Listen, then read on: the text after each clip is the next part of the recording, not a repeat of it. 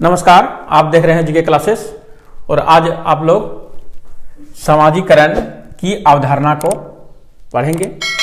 समाजीकरण की अवधारणा यह जो है महत्वपूर्ण चैप्टर है, इसमें हम लोग पढ़ेंगे समाजीकरण से न केवल मानव जाति का प्रभाव अखंड तथा सतत रहता है, बल्कि इससे मनोचित गुणों का विकास होता है और सभ्य तथा संस्कृति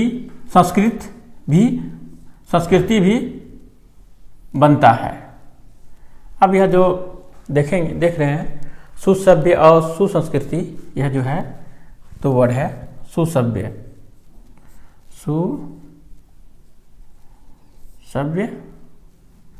और दूसरा है सुसंस्कृति।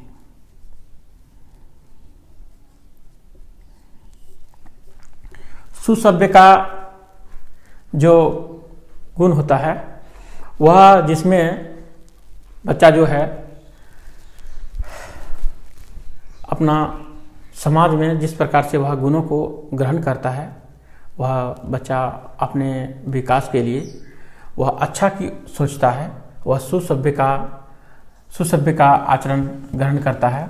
तो इसमें जो है वह माता पिता का, बड़ों का और गुरुजनों का सम्मान करता है तथा सबों का बात को आदर देता है, सबों का बातों का आदर देता है और वह अनैतिक कार्य से दूर रहता है, जिससे हम लोग कहते हैं सुसभ्य व्यवहार।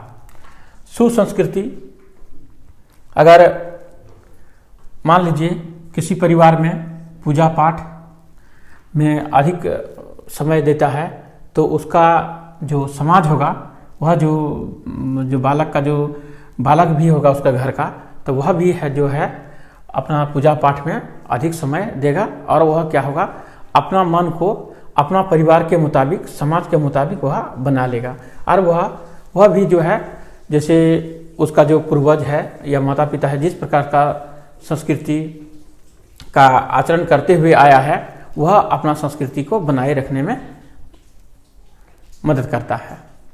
तो इसमें बालकों के लिए जो है समाजीकरण की अवधारणा, जिससे इस चैप्टर में बालकों का जो विकास है, विकास के साथ साथ जो हमारा बालकों का जो उसका आचरण व्यवहार, मॉरल जिसको बोलते हैं, ये उनमें होना अति आवश्यक है, जिससे बालकों का जो व्यवहार है उसका पढ़ाई का लाइन या अन्य क्षेत्रों में उसका काफ़ी महत्वपूर्ण भूमिका निभाता है। अगर समाज अच्छा नहीं रहता है तो वह बालक जो है अनैतिक कार्य पर विशेष ध्यान देता है, जिसके कारण से उसका जो आगे भविष्य जो है उसका अच्छा नहीं गुजरता है। तो हम लोग सुसभ्य और सुसंस्कृति को समझ गए।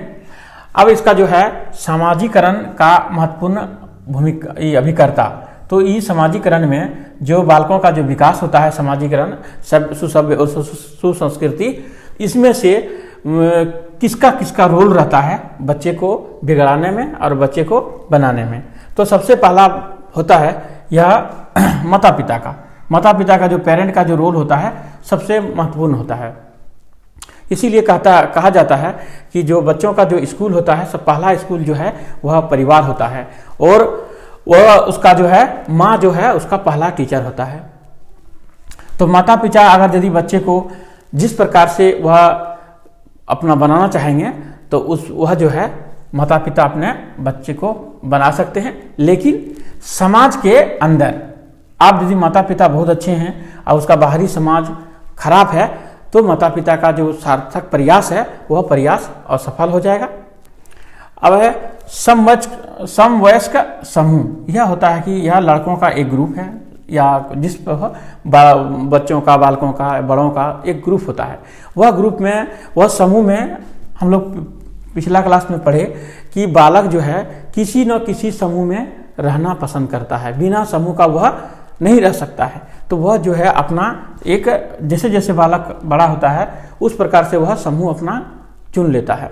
छोटा जब बालक 0 से 2 वर्ष 3 वर्ष का होता है, आसपास के पड़ोस के बच्चे, उन बच्चों को लेकर वह खेलने लगता है, तो वह अपना समूह बनाना स्टार्ट कर देता है। जैसे जैसे आदमी बड़ा होने लगता है उसी प्रकार से अपना समूह को बदलते जाता है और समूह के मुताबिक समूह में अगर यदि कोई बच्चा यदि मान लीजिए अब 4 लड़कों का समूह है, ठीक है, 4 लड़कों का समूह है, तो 4 लड़कों का समूह में अगर मान लीजिए एक लड़का जो अगर यदि कोई मान लीजिए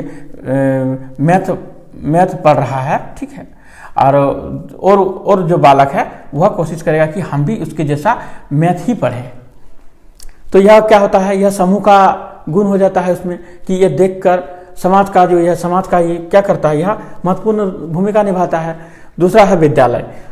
विद्यालय का जो परिवेश होता है, अगर हम लोग देख रहे हैं कि गवर्नमेंट स्कूल है, प्राइवेट स्कूल है और अलग अलग इनमें है, तो कुछ आप देखेंगे कुछ सभी प्रकार का विद्यालय है, तो सभी प्रकार का विद्यालय में देखेंगे आप बच्चों का जो है आचरण जो है अलग अलग मिलता है। कुछ स्कूलों में बच्चे जो है अगर यदि गेट है तो दीवार फान के आ जाएंगे, लेकिन अगर कुछ स्कूल में जो है वह नियम से एकदम क्यू लाइन में होकर वह एक ही लाइन से अपना गेट को है। कोई भी अगर यदि मान लीजिए कुछ भी स्कूल में रहा उसका उस डिसिप्लिन को, अनुशासन को वह मानेंगे, और कोई यदि किसी स्कूल में आप बच्चे को देखेंगे तो मास्टर को ही वह कुछ अपशब्द बता देते हैं। तो यह क्या होता है, यह समाजीकरण स्कूल जो विद्यालय जो होता है, विद्यालय एक महत्वपूर्ण भूमिका निभाता है अभिकर्ता के रूप में। उसके बाद हो गया है धार्मिक संस्थाएं। धार्मिक संस्थाएं जैसे हो गया आपका चैरिटी वगैरह, सब में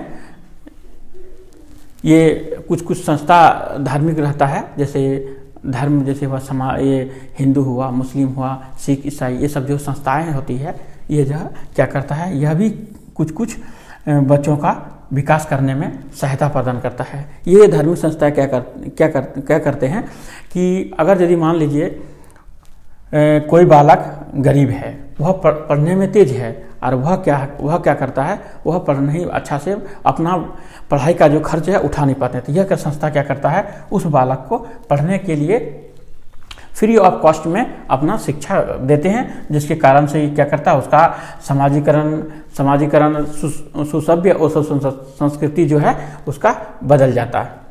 दूसरा है आपका जनसंचार माध्यम। हम लोग जो है बहुत आजकल जो बच्चे जो हैं तभी के तुलना में अभी के बच्चे जो हैं ज़्यादा एडवांस हो गए हैं। क्यों? तभी के ज़माना में टीवी सप्ते में 1 दिन 2 दिन देखने को मिलता था, लेकिन अब जो है 24 घंटा ही में आपको टीवी अवेलेबल रहता है, जिसके कारण टीवी में जिस प्रकार से बच्चे आचरण करते हैं, देखते हैं, बातचीत करते हैं, उसी प्रकार से हमारा बच्चे घर में भी बच्चा आचरण करने लगता है। और ये तो हो गया आपका टीवी रेडियो का बात। अब दूसरा हो गया कि जनसंचार माध्यम। जनसंचार का माध्यम जैसे होते हैं न्यूज़पेपर, मैगजीन, ये सब जो जितने आता है यह सब जनसंचार का माध्यम है। उससे भी बच्चों का समाजीकरण का प्रभाव पड़ता है, और वह भी है जो कि बच्चों को सुधारने में महत्वपूर्ण भूमिका निभाता है। देखते हैं इसमें जैसे ये मैगजीन में अगर यदि मैगजीन अच्छा रहा तो जिसमें कि आपको किस प्रकार से आईएएस बनते हैं, किस प्रकार से मेहनत करते हैं, किस प्रकार से ग्रुप डिस्कशन किए हैं, ये सारा जो है इंटरव्यू, एक जो आईएएस बन जाते हैं उसमें तो एक इंटरव्यू देते हैं, उसी का यदि बच्चे वो पढ़कर अपने आप को कोशिश करते हैं कि हम भी इसके जैसा जो है आचरण करें और हम भी एक अच्छा नौकरी ले पाएँ। तो यह क्या हुआ, जनसंचार का माध्यम से हुआ बच्चा का विकास करने में बहुत महत्वपूर्ण भूमिका निभाए।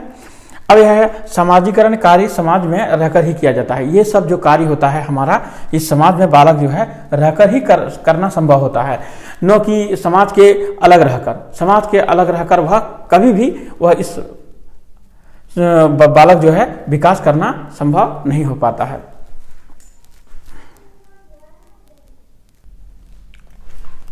समाजीकरण के कारक कौन सा कारक होता है समाजीकरण में बनाने में और बिगाड़ने में? पालन पोषण, पहला कारक हो गया पालन पोषण।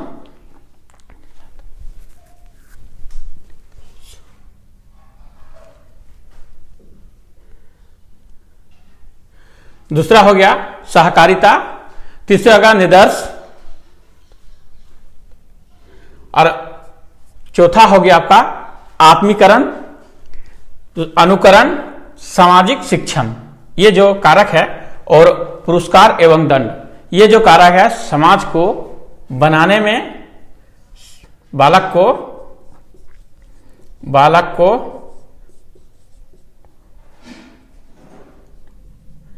बनाने में कार्य करता है।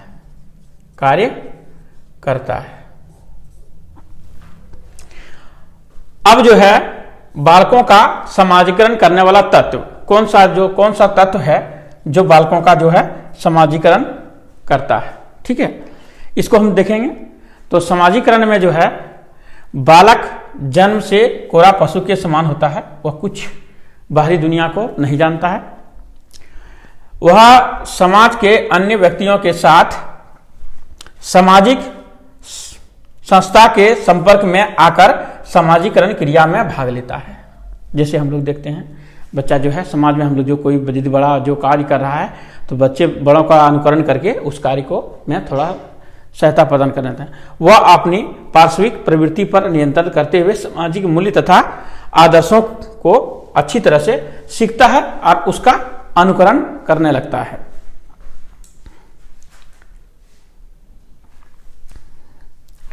समाजीकरण में जो शिक्षक होते हैं वह क्या भूमिका होता है, समाजीकरण में शिक्षक का क्या होना चाहिए वह हम लोग देखेंगे अभी। शिक्षक जो है बालकों के माता पिता के संपर्क स्थापित करके बालकों के रुचि मनोवृत्ति के विषय में जानकारी प्राप्त करना चाहिए। कोई भी बालक है वह स्कूल में अगर किसी प्रकार का व्यवहार करता है और घर में अलग प्रकार का व्यवहार करता है तो टीचर को होना चाहिए कि उसका माता पिता से संपर्क स्थापित करे और बच्चों का जो है रुचि है और उसके मनोवृत्ति है उसको जानना चाहिए। दूसरा है बालकों के साथ शिक्षक को सहानुभूति और प्रेम पूर्वक व्यवहार करना चाहिए। अब है जो है समाजीकरण में माता पिता का क्या भूमिका होता है वो हम लोग देख लेते हैं। माता पिता से बालकों का सारी आवश्यकताएं पूरी होती है। बच्चे छोटे से बड़ा होने तक में वयस्क होने तक में जितनी सारी आवश्यकताएं होती है वह उनका परिवार से माता पिता के द्वारा ही प्राप्त होती है। परिवार में सर्वप्रथम ज्ञान प्राप्त होता है बालक को कौन से कार्य करने चाहिए है और कौन से और किन किन कार्यों को से बचना चाहिए। यह जो है यह जानकारी बालकों को कहाँ से प्राप्त होता है, परिवार से ही प्राप्त होता है। परिवार जो है परिवार एक समाज में अनुकूलित होने की प्रक्रिया को समायोजन कहते हैं, जो समाजीकरण की प्रक्रिया का एक महत्वपूर्ण अंग है। यह जो है समाजीकरण जो पाठ है आप पढ़ चुके हैं। अगर वीडियो को आप देख रहे हैं, अगर अच्छा लग रहा है आपको तो आप लाइक और सब्सक्राइब करेंगे। धन्यवाद।